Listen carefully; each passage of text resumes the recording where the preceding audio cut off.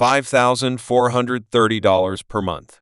I want you to remember that number, because if you're on Social Security and you ignore it, 2026 could become one of the most expensive years of your life. Most people have no idea this rule even exists. They'll go into the new year like it's any other, keep working, keep collecting their checks, and then suddenly they'll open their bank account one morning and realize their deposit is smaller than it used to be or missing altogether. This new $5,430 monthly rule sounds harmless, almost like just another government statistic, but it's not. It's a line in the sand. Cross it without understanding what it means, and you could see your benefits reduced, garnished, or dragged into a confusing review that lasts months. The wild part? It doesn't apply to everyone. It targets a very specific group of people in a very specific year, and most of them still haven't been told what's coming. Are you in that group? Are you getting close to full retirement age? Are you working and collecting benefits at the same time? If you answered yes to any of that, this number isn't just a detail. It's a warning. Before we dive in, do me one quick favor. If you care about staying ahead of these changes, tap the like button so this video reaches more people who rely on Social Security, and make sure you're subscribed with notifications turned on. I'm going to keep walking you through these hidden rules, the fine print, and all the little details nobody else explains until it's too late. Your future benefits are too important to leave to chance, so let's break this down together. All right, let's talk about exactly what this $5,430 monthly rule is, who it hits, and why 2026 is the year everything changes for one group of Social Security beneficiaries.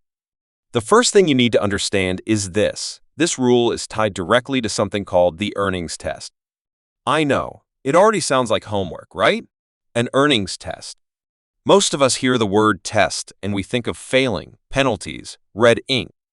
And in a way, that's exactly what this is. The earnings test is how Social Security decides if you're making too much money while you're collecting benefits before your full retirement age. And in 2026, for people who hit their full retirement age that year, the earnings test is centered around that $5,430 per month number, or $65,160 for the months leading up to the month you finally hit full retirement age. So, who does this actually apply to? Not every single retiree, and not everyone on Social Security. This is aimed squarely at Social Security retirement beneficiaries who are already receiving their checks and who will reach full retirement age in 2026. In plain language, we're mostly talking about people born in 1959. If that's you, or your spouse, or your friend, or your parent, this rule has your name written all over it. If you're already collecting Social Security and you're going to hit full retirement age sometime in 2026, this $5,430 monthly threshold becomes the line you need to watch. Up to that amount in earnings per month in the months before you reach full retirement age? Fine. Go over it? That's where the garnishments kick in. Now, here's where most people get tripped up. They hear this number and think, well, I'm not making $5,430 a month from work, so I'm okay. But are you counting everything? Are you looking at overtime? Seasonal work? Side jobs? Maybe you picked up a part-time gig because prices went crazy, or you're driving for a rideshare, or you're doing a few hours of consulting. It all adds up. Remember, that $5,430 is a monthly breakdown of a yearly limit, $65,160 in the months before you reach full retirement age. If you cross that limit, Social Security doesn't just smile and say, "Nice job, you're hustling." They step in, and they have a very specific formula for how they take their share. Let's make this real. Under the 2026 rule, for people in that group hitting full retirement age during the year, Social Security will withhold $1 in benefits for every $3 you earn over that $65,160 threshold. So let's say you go over the limit by $900. Maybe you take on some extra shifts. Maybe you stay on a bit longer at work. Maybe you pick up some extra hours because inflation is eating everything alive. On paper, that looks like a win, an extra $900 in your pocket. But Social Security looks at that and says, okay, you crossed the line. For that extra $900, we're going to take $300 of your benefits. $1 withheld for every $3 over the limit. That's how the garnishment works. You don't go to jail. You don't lose your benefits forever.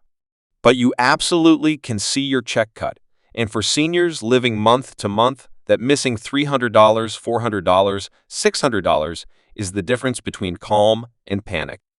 Now you might be thinking, well, that money's just gone, right? Once they take it, it disappears. Not exactly. And this is the part that makes people even more frustrated. The benefits they withhold due to the earnings test aren't usually lost forever. When you finally hit your full retirement age, Social Security will recalculate your benefit and adjust it upward to account for the months they reduced or withheld payments. In theory, you get that money back slowly over time. But here's the catch. They don't sit down with you and explain all this in a nice, calm, one-on-one conversation. You just see your check shrink and you're left to connect the dots later, sometimes much later. And sure, the idea of you'll get it back eventually sounds fine if you're comfortable, but most people working while collecting benefits aren't working for fun. They need that money now, not in little drips spread out over the rest of their life. So ask yourself this, would you be okay with that? Would you be okay with Social Security quietly taking a chunk out of your benefit now, promising to pay you back someday while you're trying to juggle rent, food, medication, and bills in this economy? That's the reality behind this $5,430 monthly rule. It's not a random statistic. It's a trigger point. It's the moment where Social Security starts reshuffling your money on their timeline, not yours. Now let's talk about timing, because this rule doesn't apply forever. It only applies to the months before you reach full retirement age in 2026. Once you hit your full retirement age month, the earnings test basically disappears. From that point forward, you can earn as much as you want from work without facing the specific kind of benefit reduction. You want to keep working full-time? Go for it. You want to start a business? Great. You want to pick up 3 part-time jobs because you like staying busy? That's your choice. But it's those months leading up to full retirement age January, through the month before your birthday month, where this rule has teeth. Imagine a hypothetical example. Let's say your full retirement age month is October 2026. That means the earnings test applies from January through September. During that time, you can earn up to $65,160 from work. That averages out to $5,430 per month. Maybe you don't think in yearly limits. You just know what's hitting your bank account each month. But Social Security is watching the total. If, over that period, your earnings go past that $65,160, every dollar above it is at risk of pulling your benefit down. And remember, the formula is harsh. $1 taken from your benefits for every $3 you go over. Let's push that example a little farther. Suppose you end up $6,000 over the limit. Maybe your employer gave you a bonus. Maybe you took on extra work because a family member needed help. Maybe you stayed full-time a few months longer than you planned. That $6,000 feels helpful, right? But the earnings test looks at that and says $6,000 divided by 3 equals $2,000. So Social Security withholds $2,000 in benefits. Maybe that shows up as several months of lower checks. Maybe it hits all at once in the form of a missing payment. Either way, you'll feel it. Now, on paper, you're still ahead if you're working and earning. Some people will say, it's worth it. I'll take the hit now because I still end up with more money overall. And if that's how you feel, that's fine. Hustle hard. Earn what you can. But you shouldn't walk into that situation blind. You shouldn't be surprised by a smaller deposit when you were counting on every dollar. The real danger here is not the rule itself. It's people not knowing about it. And this is where 2026 gets even more complicated. Because it's not just about a dollar amount and a simple formula. Social Security is rolling into a world where automation, new verification systems, and data sharing with other agencies are becoming the norm. That means your earnings from work, your reported wages, even how and when money flows into your accounts can all be cross-checked much more quickly than before. For most people, that just means fewer mistakes and tighter records. But for some, it could mean sudden reviews, delayed payments, or unexpected letters in the mail saying, "We need to look at your earnings again." Picture this for a second. You've been working a little bit on the side to keep up with rising costs. Maybe you're working the front desk at a small business, maybe stocking shelves, maybe driving a school bus. You think you're staying under the limit. Then one month, you get a little extra. You don't think anything of it. Then your Social Security deposit arrives and it's smaller. You call the 800 number. You sit on hold. You finally reach a human being, and they tell you your check was reduced because you went over the earnings limit linked to that $5,430 per month rule. No warning. No easy-to-understand letter ahead of time. Just a surprise reduction at the worst possible moment.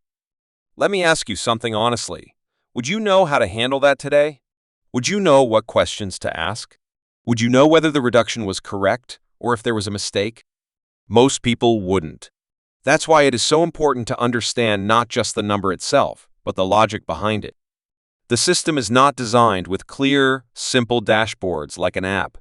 It's pages of rules, formulas, and definitions like substantial earnings, annual limits, and full retirement age months. Most people just want a straight answer. How much can I earn? And what happens if I go over? That's what this rule is really answering, just in a very complicated way. Now, there's an emotional side to this too, and I want to talk to you directly as a person, not just as a narrator reading numbers. Many of you watching this are not wealthy. You're not playing games with the system. You're not trying to hide income or cheat anyone. You're trying to survive. You're trying to buy groceries in a world where the price of eggs, milk, and rent keeps creeping up. You're working not because you want to, but because you have to. And then, on top of all that, you have to memorize a number like $5,430 and make sure you don't cross it too many times in 2026 or else your check gets cut. That feels unfair.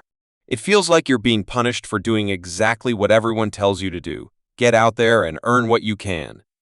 And honestly, a lot of people feel the same way. They look at the earnings test and they ask, why are you punishing people for working?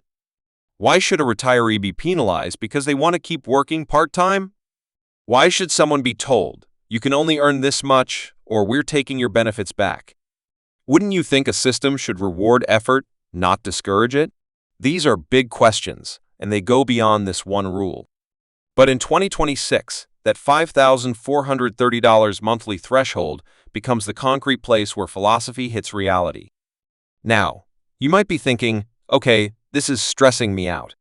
What am I supposed to do? Let's slow down for a moment and walk through a few practical ideas, not as legal advice, but as common sense steps you can consider.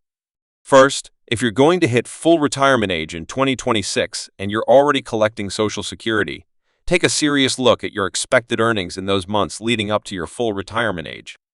Don't just guess. Don't just say, I think I'm under.